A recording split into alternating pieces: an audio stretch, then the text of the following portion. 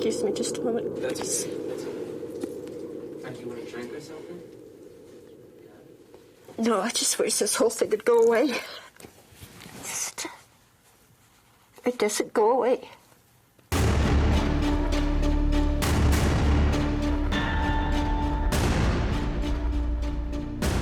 Most certainly the people who have this information, for the most part, would love to share it with their loved ones, to share it with their grandchildren, to share it with humanity in general. We're not paid a penny for anything.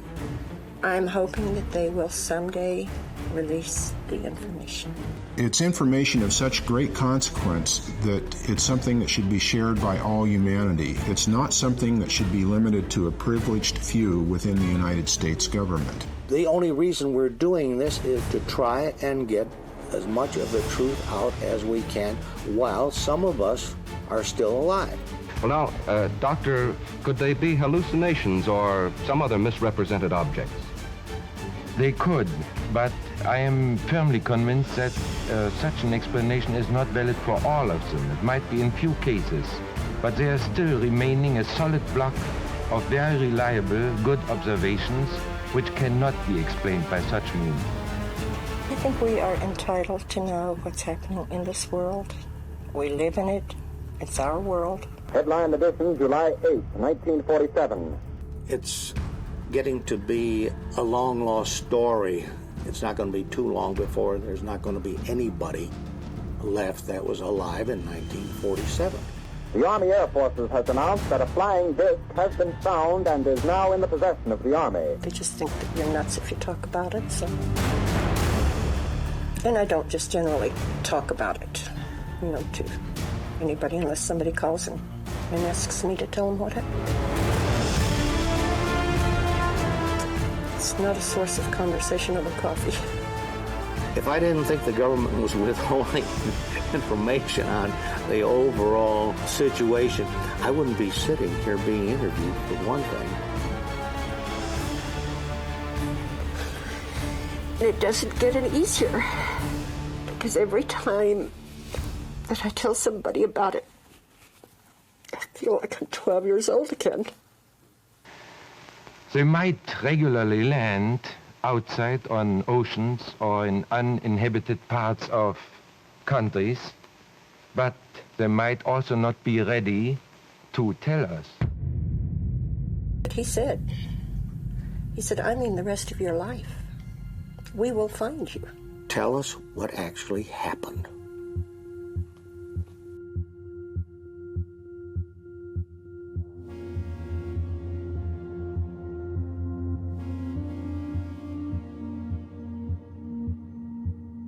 Well, finally got back home. Well, how was your trip to Roswell, Mexico? Rough. Oh, man, tiring. I'm happy to be back home, I guarantee you. Yeah. It's quite an ordeal. Spent all day looking for that ranch where we found the stuff. Uh-huh. We finally located it, but it's too late to take pictures, so we had to drive all the way back into Roswell. I tell you, I enjoyed going out there, but it's too hard on me. I'm getting too old for that kind of stuff. Well, you keep saying that, but... yeah, but I got to the point where I couldn't even walk. I mean, it's tiring. We had trouble finding the place to begin with. Yeah. We searched the whole day for the place. But when I saw the place, I recognized it. Oh, yeah, that's good. So, the house where Mr. Brazil used to live, it's they renovated the whole thing. It's a boat, a Bogle who lives there, and he took over that ranch, you see. And he was very helpful. In fact, he took us right to the spot, and he knew exactly where it was. Uh-huh. So we were lucky in that respect. Yeah. And I walked over that entire area. Too much happening at one time. Uh-huh.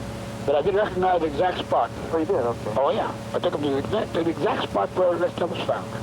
But there wasn't any debris out there, I guess. Oh, no. Lord, that thing is vacuum cleaned. Uh-huh. There's nothing left. Roswell right now is composed mostly of retirees. Mm-hmm. It's a beautiful sight, the illumination around that place. Mm-hmm. But I really enjoyed that. So my trip was worthwhile anyway. Well, I'm glad of that. I'm very happy with it. Well, son? That makes me feel better, too. I tell you what, I'd love to live there again. Well, I would, too, And I spent quite a bit of time with Walter Haut. I went to his art store, and we had dinner together Wednesday night, rather. So everything went okay. Well, I had a big time. It sure sounds like it. I'm very, very happy for you. It makes me feel better, you know. Takes me down out of my room. Well, I'm telling you. Well, son, I'm going to let you go out. Okay, Danny. Well, look, I'll give you all a call next week. Okay, fine. Keep your chin up and have as much fun as you can. Yeah. That's all I think to do. I'm trying to do it. Okay, bro. Okay, bye-bye. Bye-bye. I think there were 15,000 people living in Roswell, and 7,000 of them were out at the base. It was a huge benefit to the community. Now, Roswell was probably one of the most patriotic towns in the whole United States. They saved every tin can around. We scraped the tinfoil off of gum wrappers. We saved the string. We turned everything in for the war effort. And even 2 years afterwards, we were still doing it.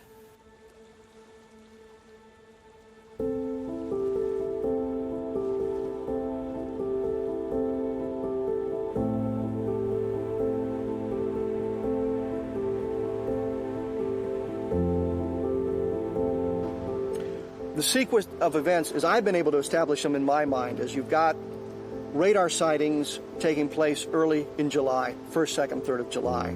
You've got people watching this thing with great interest. I mean, here we are over the site where the atomic bomb was detonated in 1945. Atomic research still continues, the 509th Bomb Group, and rockets being launched from Alamogordo. So it's an area of high interest, especially to a space-traveling race. Friday, July 4th. The object disappears from the scopes. There's reason to suspect it's down. The next morning, we've got an archaeology team out there. We also have a man and a woman. This story now begins like every science fiction movie you've ever seen. I've got a couple out in the desert. She's married, he's not. They're not supposed to be there. The thing roars overhead and slams into the ground. They look at it the night before, but they're so drunk, they don't do anything about it. The next morning, they sneak back to see what's going on. About the time the archaeology team shows up, the archaeologists send someone back to call the sheriff. Sheriff alerts the 509th Bomb Group. We've got trucks coming in on the morning of July 5th, a military cordon going up around the area here close to Roswell.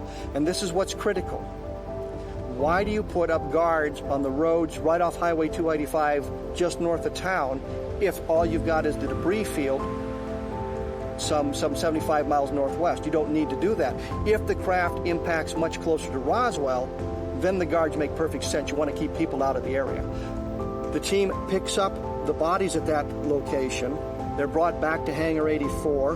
The debris is brought back to this area. It's transported out on the night of July 5th. The next day, they're sitting around congratulating themselves. Aren't we bright? We got this thing contained. Nobody knows what's happened. Mac Brazel shows up at the sheriff's office with a box full of the debris. Clearly, this is something else. So when Kevin came to you, did you then come to your family after that? Not for about 2 years. Not for about 2 years. First 2 years that Kevin called me, I wouldn't talk to him. And then finally he told me, he said, we've been to a meeting and we know the firemen were out there. We know that your dad was on the crew that went out there. We think you must know something. Will you come and talk to us? So I agreed to come and talk to him, and they were staying here at the Roswell Inn then. I was making a trip to Portales to see my daughter, and stopped to see them on my way back. And we had a conversation about, yes, that I knew that there had been a craft that had crashed, but we didn't go into details on it. And Kevin was talking about the Corona site. And after our conversation, I told him we're not talking about the same thing. Apparently, what you have heard, it does not match what I know about, because the location is wrong. I said, the place where Daddy went, he did not go to Corona, and he would not have gone to Corona. The Roswell Fire Department would not have gone to Corona. So at that point, they started looking for clues to this other crash site. When I told him where Daddy said it was. So that's how this started. That's how it all came out, anyway.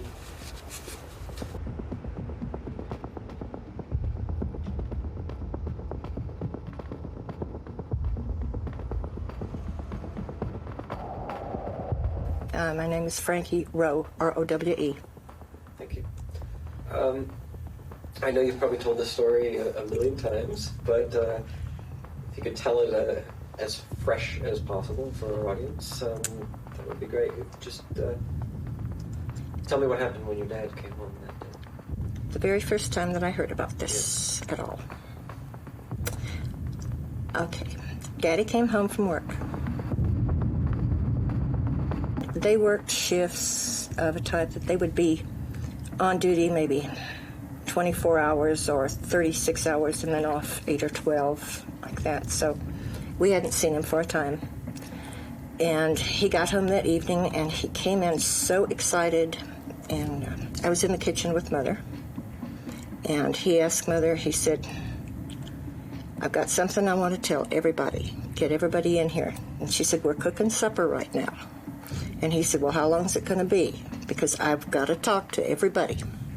And it was just my mother and myself and the 3 younger kids at home, and my other sister was working. So we hurried and we got it on the table and called the kids in. And he started telling us that they had gone on a call of what they thought was going to be a plane crash north of Roswell. And he said they got called out to Blackwater Draw. And when they got out there, what they saw was not a plane that was our plane, but he said it was a flying craft from somewhere else. Well, we didn't ask questions, but Mother asked all the questions, and we were just listening, and she started, what do you mean somewhere else? And he said, it's not an airplane. He said, it's not from this world. Now here on this map are pinpointed locations where some 30 saucers have been sighted and are still unexplained. The following proposition could be established. There actually have been and may now be present in the Earth's atmosphere strange aerial objects. Some are of a geometric order. Others can only be described as brilliant light sources. Their form cannot be determined. He said the crash was like the flying saucers that they have talked about, because there have been a few comments on the news about flying saucers. And he said it was one of the flying saucers crashed. And I don't think really Mother believed him at first. And he said, no, I mean it. We went out there early today, which I don't know what time that was, but early to him could have meant they left before dark.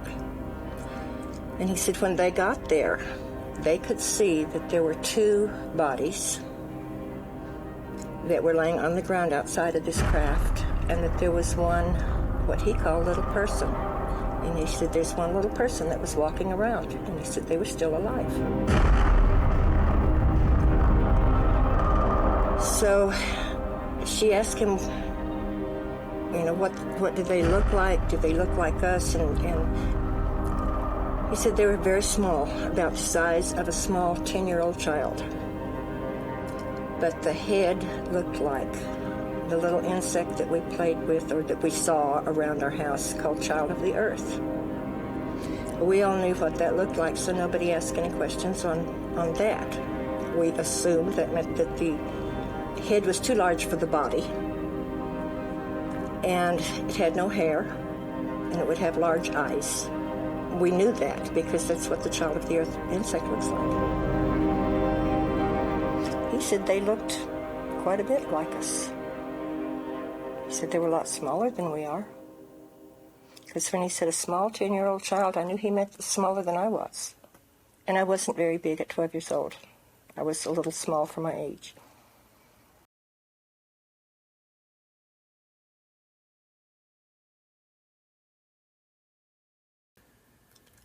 And he said that the other two were dead and that this one that was alive was very sad. But he emphasized and he kept saying, there's no need for us to be afraid. They're not here to hurt us. And he said, we couldn't help them.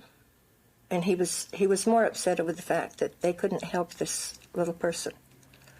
And that's something he really felt badly, that he couldn't help this one that was alive.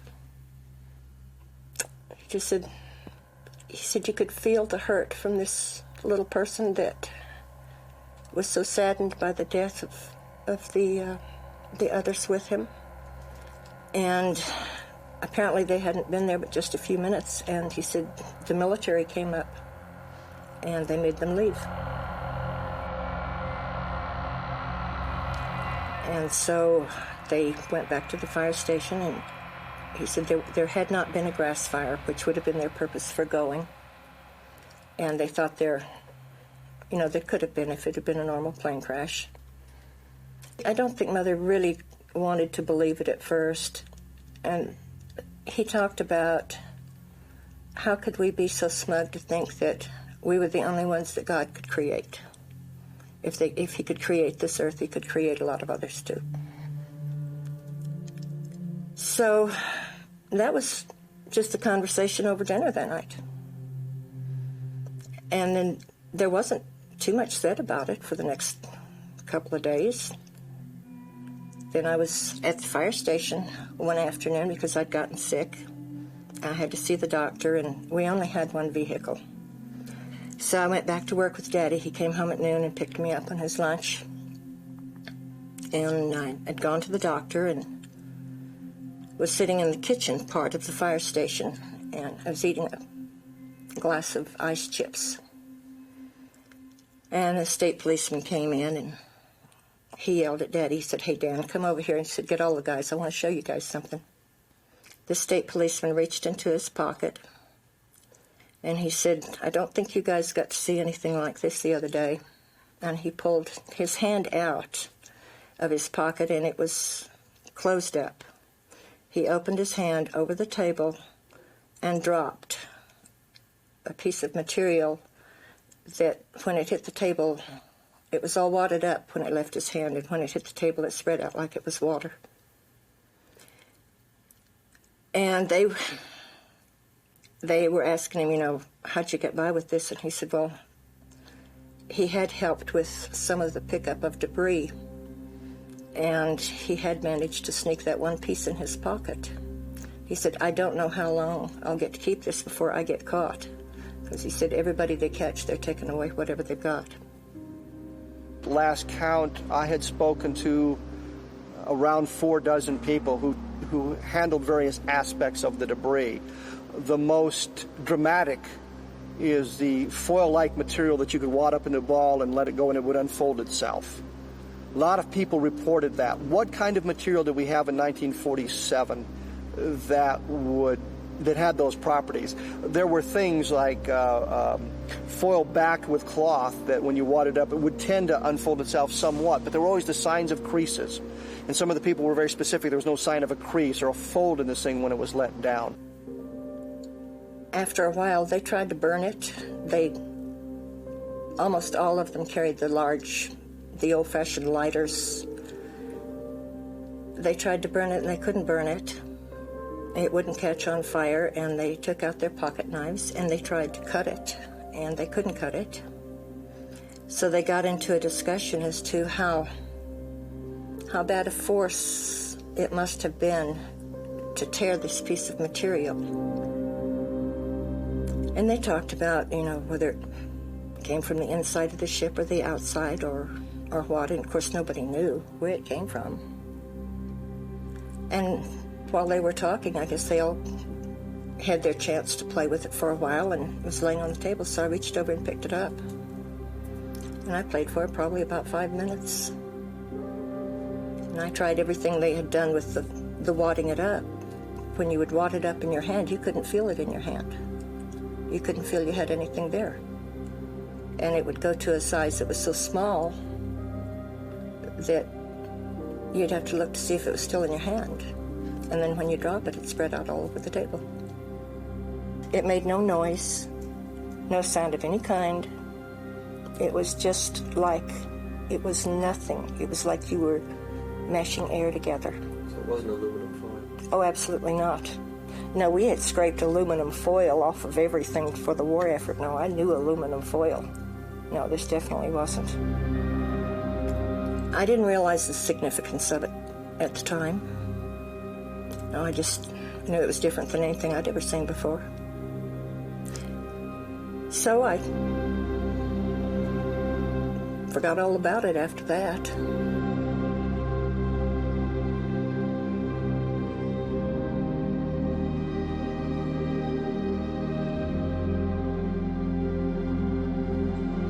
Something came down during the first week of July 1947 on what's known as the Foster Ranch. A man named Mac Brazel was the foreman of that ranch, and he was out checking his sheep. He found all this strange debris. He brought it by his neighbors the next day. They suggested he go into the sheriff with it. He went into Roswell, which was a big journey. This was about 70 miles northwest of Roswell. The sheriff, George Wilcox, called the local air base, Roswell Army Airfield. 2 officers were dispatched, Jesse Marcel Sr. and Sheraton Cabot, a CIC officer.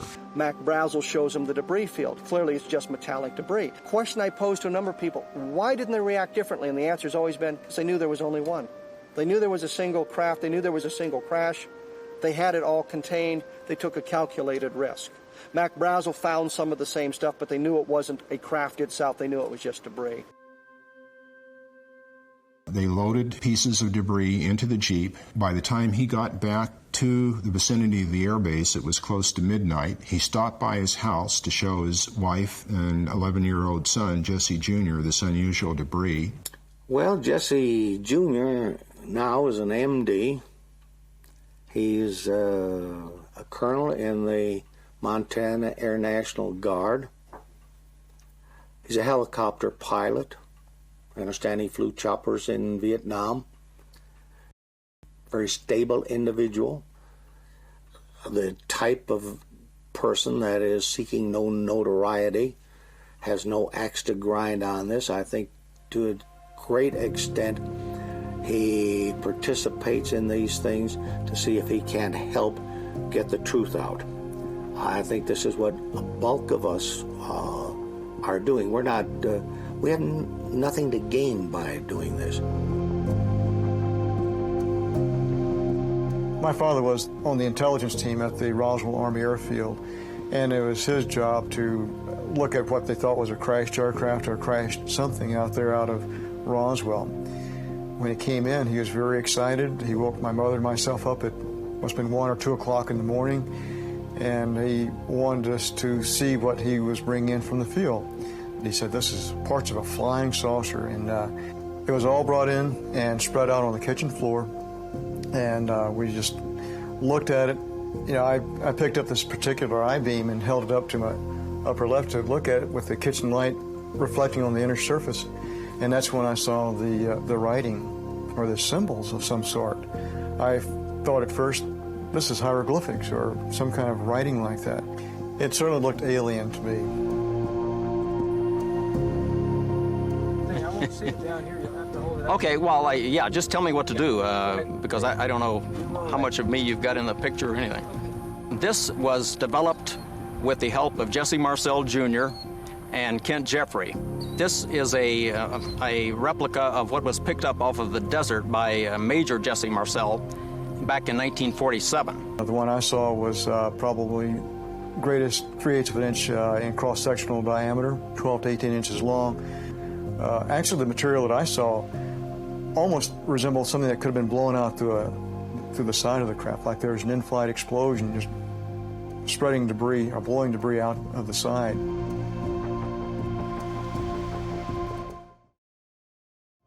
There was a debris field It's 3/4 of a mile long, 300 feet wide, according to Jesse Marcel, loaded with this metallic debris. Mac Brazel describes it, the debris being thick enough the sheep won't cross it. He's got to drive it around him. There's clearly a lot of debris. Bill Brazel talks about a gouge down through the center, 500 feet long, 10 feet at its widest. We don't pretend to understand the mechanism of the shedding of this massive amount of debris in one area and the craft impacting much closer to Roswell. It's a much smaller craft, 15 to 20 feet wide, maybe 25 feet long, more or less intact. There seems to be some sort of damage to it, and there was some debris scattered on the impact site itself.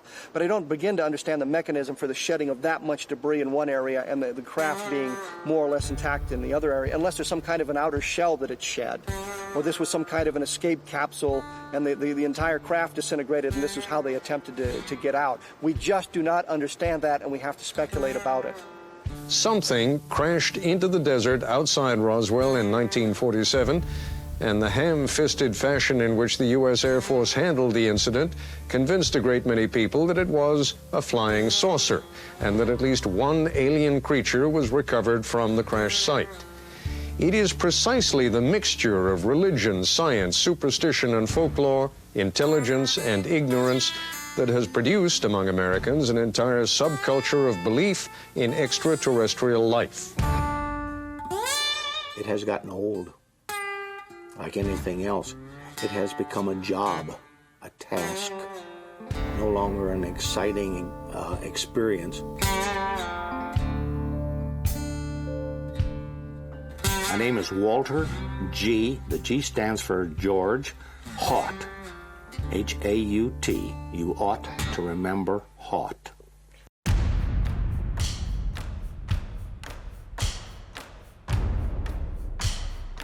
I'm not the only one. There are other people that have been involved in this that are in the same position.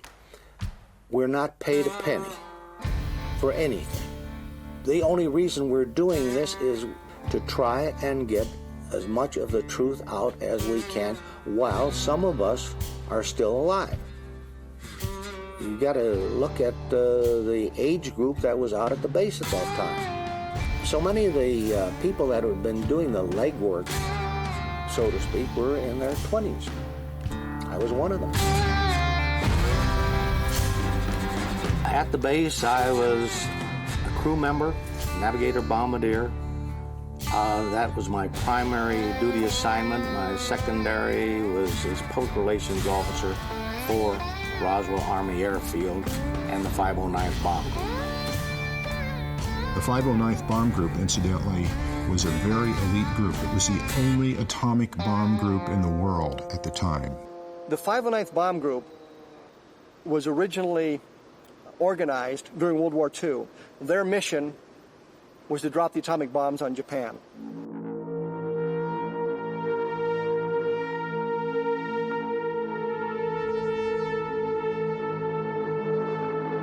We also dropped the bomb on Bikini.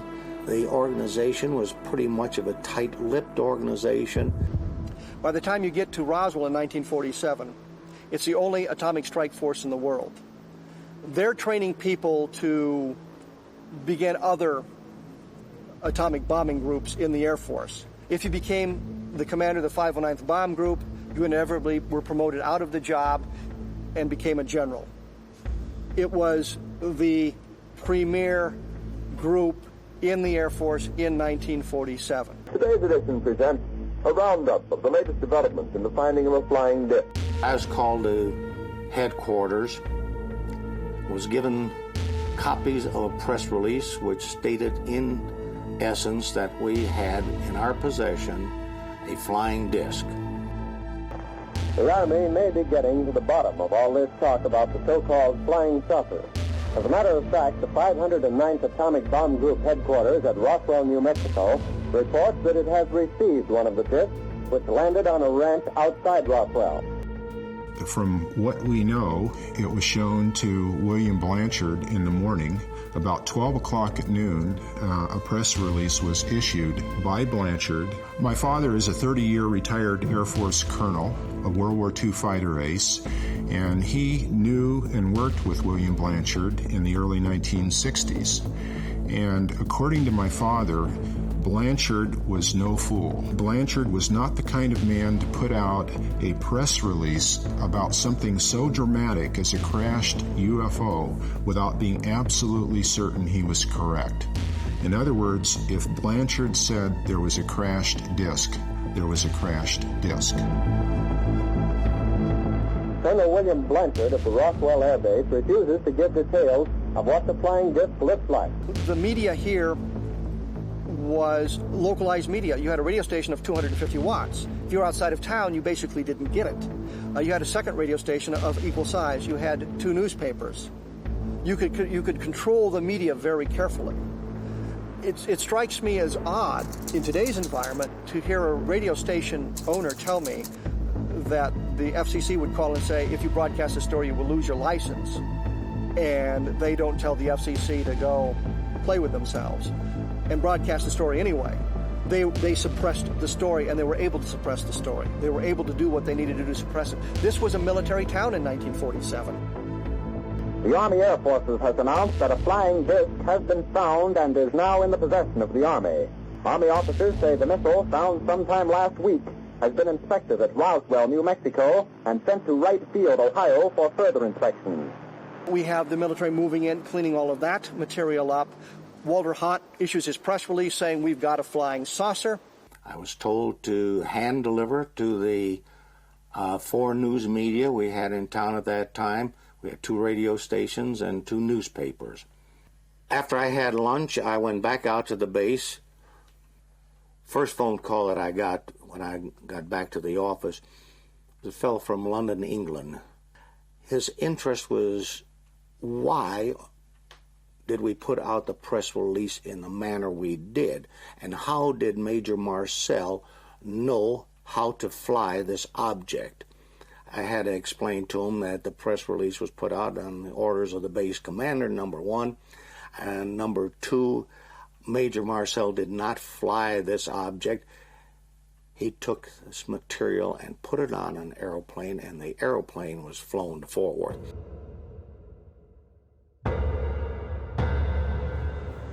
The phone rang and rang and rang and rang until I would guess somewhere around 4:30, as I got home somewhere around 5 o'clock. That was the end of it.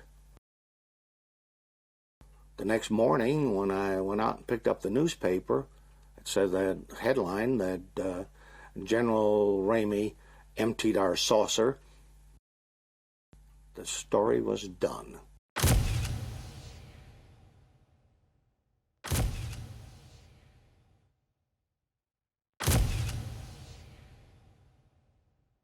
Ramey says that so far as can be determined, no one saw the object in the air, and he describes it as being made of some sort of tinfoil. That was aluminum foil, or a foil of some kind. It is not the material, just so that the material that he brought into Ramey's office is not what he was photographed with. That was more of the cover-up. I believe he said, I didn't want to be a liar about this, but when I was told this is what you're going to do, when the general tells you, you did it. Simple. Jesse Marcel, in fact, told a number of people that it was a weather balloon. When he was shown the picture in the book, he said, that's not the stuff I brought home.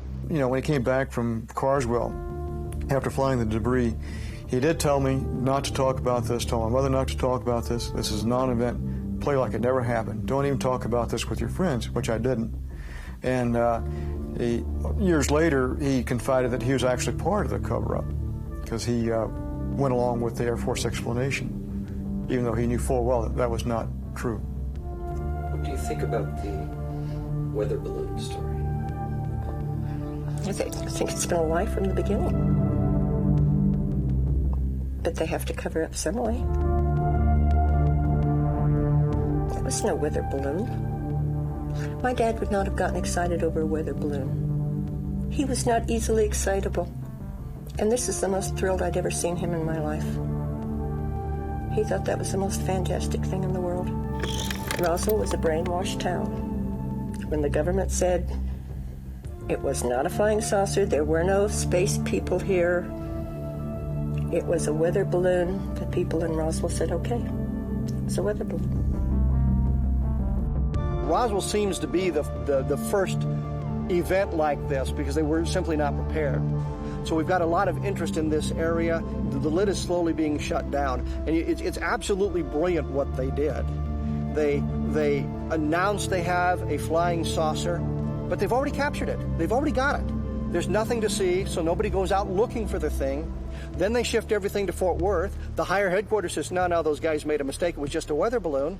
The press can't find Jesse Marcel because he's in Fort Worth and he's been silenced. They can't find Mac Brazel because he's held at the guest house here at the base. All the people they can find, General Ramey. General Ramey is saying it's a weather balloon. Colonel Blanchard suddenly goes on leave on Tuesday. So you can't get a hold of anybody. Blanchard's gone, Marcel's gone, the rancher's gone. All you can get are official spokesmen saying, yeah, it's a weather balloon. Press has got nowhere to go. The story dies at that point. Nothing to go on. And everybody forgets about it until Jesse Marcel says, I picked up pieces of a flying saucer. So other than those people that had any immediate access to the material and handled it or saw it, the story was over. We had made a mistake.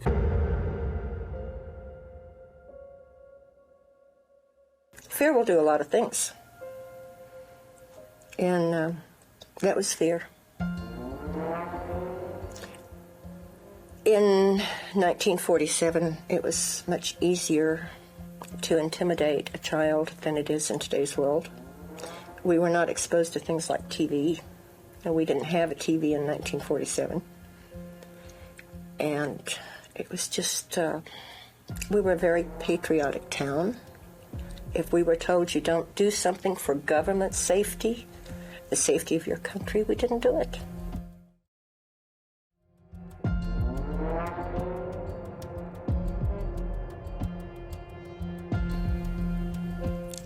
I'm not sure what the time span was, maybe 3 days, maybe 4. Could have been less, it could have been more. That I was at home and a car came driving up the driveway, and we had a pretty long driveway. It was a military car. And Mother and I walked to the door. They knocked on the door, and I answered the door, and Mother was beside me, and he told Mother who he was and that he wanted to talk to the girl that had been down at the fire station. And so she told him it was me. So he came in. And we started to sit down in the living room, and he said, no, I want you go in there in the dining room. You could see the dining room from the living room there. He told Mother to sit at the end of the table, and he told me to sit at the side. He positioned himself across the table, and he told us to sit down, and he stood. And he said, I understand you were at the fire station the other day. And I told him, yes, I was. And he started out by saying, I want you to understand that you were never there. And I didn't understand what he meant, because this was kind of not a way of talking that we were accustomed to. And I said, yes, I was there. And he said, no, you weren't. And I said, yeah, I was there. And he had mentioned at first that he wanted to see the one who had seen the piece of material that they had been handling down at the station. And I said, yes, I did handle it. And he started emphasizing, no, you didn't. Well, my mother was pretty strict, and we didn't lie. So I'm insistent that, yes, I saw it, yes, I held it. And he got mad, and the more I insisted I had seen it, he didn't just come out and say, this is not something you're going to be allowed to talk about. He was trying to get it through my head that I never saw it. And he got louder, and he had one of those looks like a small baseball bat that hooks on the side of your belt, and he took that out, and he's holding it, and he starts beating his hand. Every time he said something, he would hit that on his hand, and he would say, I want you to understand, you were never there. You did not see anything. You did not hear a conversation. And he said, if you can't understand this, there are things that we can do. He asked Mother, he said, can she keep a secret? And Mother said, yes. She said, just tell her what you want her to do. And he said, well, first of all, you've got to understand that if you ever talk about this the rest of your life, he said, there are things that we can do, and we'll do them now. We can take all of you kids. We will take you either to Orchard Park or to Artesia. Orchard Park was the German POW camp during World War II, and Artesia was the Japanese POW camp. And he said, but we don't have to do that. We don't even have to let you live. He said, we'd put you in one, we'd put your parents in the other one, but we don't have to do that. He said, we can take you out here in the middle of this desert. He said, no one will ever find your bodies, ever. No one will ever know what happened to you. And so he said, the only way I'm going to let you stay around or live is if you promise you'll never talk about this the rest of your life. So I told him I wouldn't. But that really was pretty much all that was involved. He was probably there at the house maybe 45 minutes to an hour. Mother sent me into the bedroom, and I don't know what he had to say to her afterwards. One of the other military police that was with him stayed in the backyard with the younger kids so they didn't come in the house while he was there. And I never discussed it again until recently. And I'm sorry, I just... Someday I will get over it, and I haven't yet. Your mother must have had a hard time explaining to you. Obviously, you were raised to be honest. She never talked to us about it, never. It was never mentioned again. From the time you came walking out of your bedroom? From the time I went to the bedroom until the day she died, we never mentioned it. There was no conversation. What about your father? I never talked to him about it either. I'm sure they must have talked to him down at the station. You must have gotten a good talking to. I imagine he did. Excuse me just a moment. That's okay. That's okay. Frankie, you want a drink or something? No, I just wish this whole thing would go away. It doesn't go away.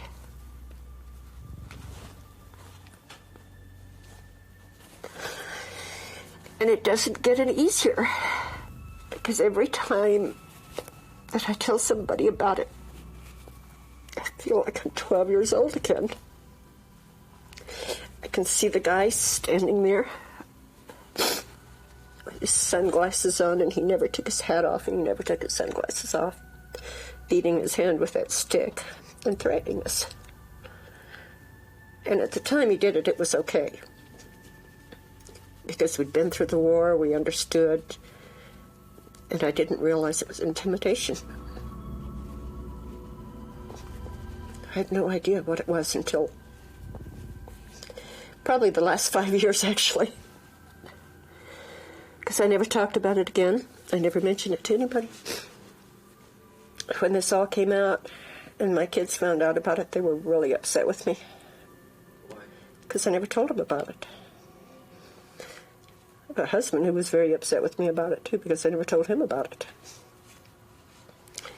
What was it that made you finally talk? Kevin Randall. If we had Frankie Rowe's story stand alone, I would be bothered by it. A 12-year-old girl who meets with military officers can certainly misconstrue what they're trying to tell her, especially the way that they arrived at her house. We know the event took place because her sister corroborates it. Her sister corroborates her father's involvement. We have affidavits on that. So yeah, I believe Frankie Rowe's story. I think that they did visit her, and they did suggest the things she says they suggest. And I believe that because we know that others were intimidated in similar fashions. We have the military people telling us they were sworn to secrecy. All of this going on around it. So Frankie Rowe is not standalone. There's corroborative testimony that suggests somebody was putting pressure on people to silence them, and they used what means were necessary to keep those people silent.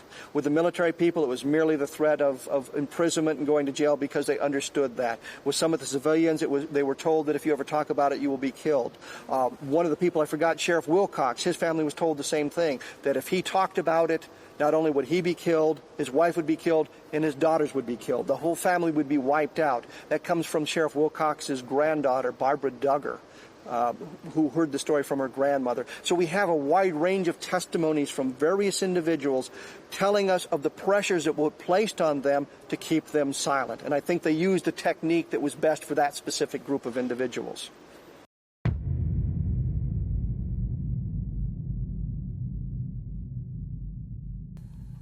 The material that was found out on the debris field was secondary to the crash of the actual object on the night of the 4th of July. I have heard secondhand that there were alien bodies. My mother had a friend. I told you she and I never talked about it again. She had a lady that would come out and visit with her occasionally, and this woman's husband was working out at the base. He was a painter, contracting to the government, and he was painting in the base hospital the day they brought them in, and he saw the one walking in. And I heard Mother and Eula talking about Herbert seeing the one that walked in, and that they brought others in on stretchers. And Mother said to Eula, did Herbert tell you what the face looks like? Because Dan said it looked like the child of the earth. And Eula said, that's what Herbert said. And of course they put them in this side room, but a bunch of guys are not going to just stand there, you know. They're going to peek if they possibly can. And they looked. And I'm sure that probably Mother and Eula and maybe Daddy and Herbert, and maybe there was more discussion than I know about, but not in my presence. It's the only reference I ever heard her make about that. But I think that was done before they came out to the house. Because after they came out to the house, I never heard another comment.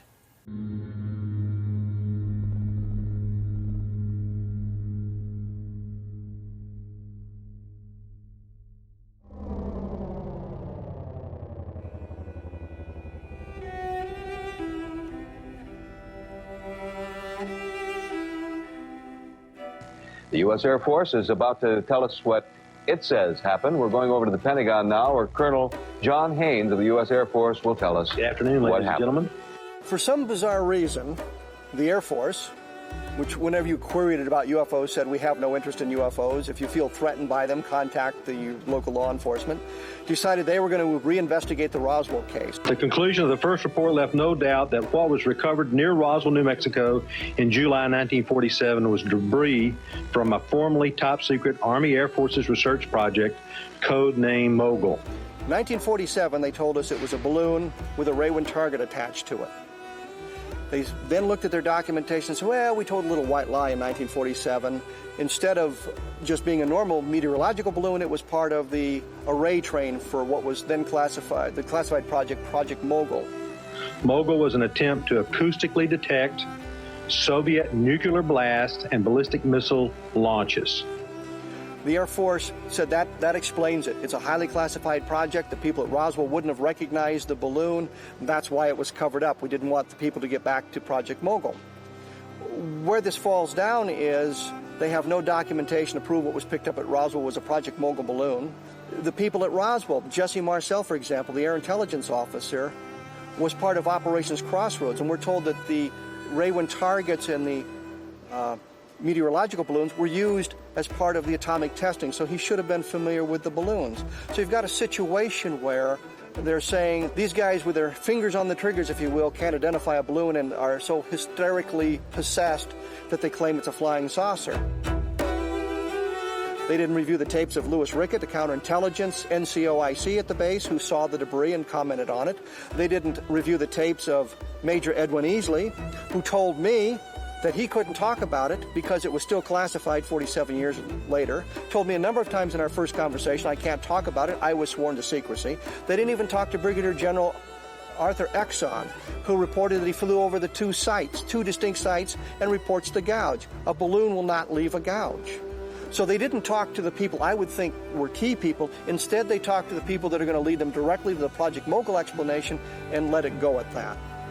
They say this was a top-secret project, implying there was special equipment. It's a neoprene balloon and Raywin targets. Raywin targets had been used for 20 years. At first, they were used because they reflected the sun and they could track them visually much easier. Now they were adapted to radar use. Irving Newton said that he launched literally hundreds of them during the invasion of Okinawa.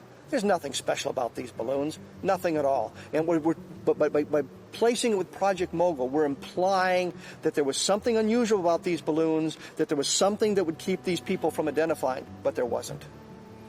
This is in reference to Charles Moore, who was the project engineer on Mogul. With respect to the neoprene rubber used on those meteorological balloons, and they were standard meteorological balloons, the idea that the Mogul array was something special or out of the ordinary is an illusion. But Moore explained to me the type of rubber, how thin it was. He actually compared it to a giant condom. He said it was very thin, and that's what it looked like. And my response to that was, well, if that's the type of material that this resembled, it certainly isn't anything that would have fooled any members of the United States Armed Forces. Therefore, this was not a Mogul balloon.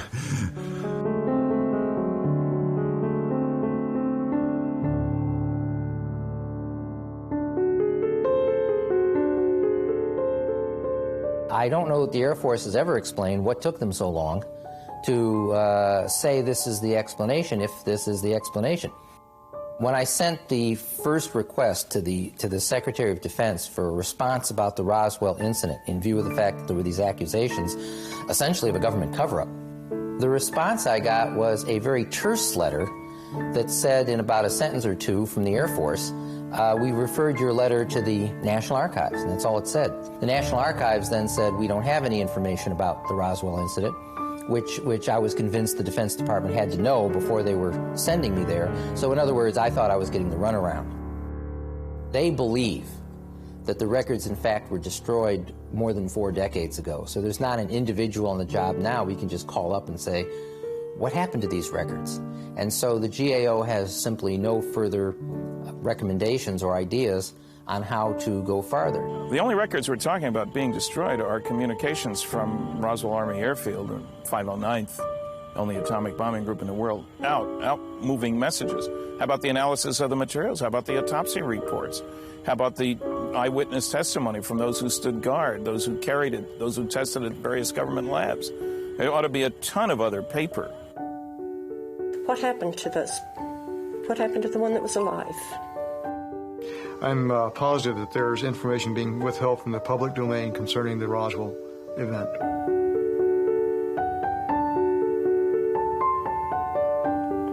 There are a lot of things that our government hides. And it isn't right. They shouldn't. They especially shouldn't do it to a town like Roswell that was so supportive of every single thing that they did. The story is going to end one of these days because there's nobody going to be able to refute it or say anything about it.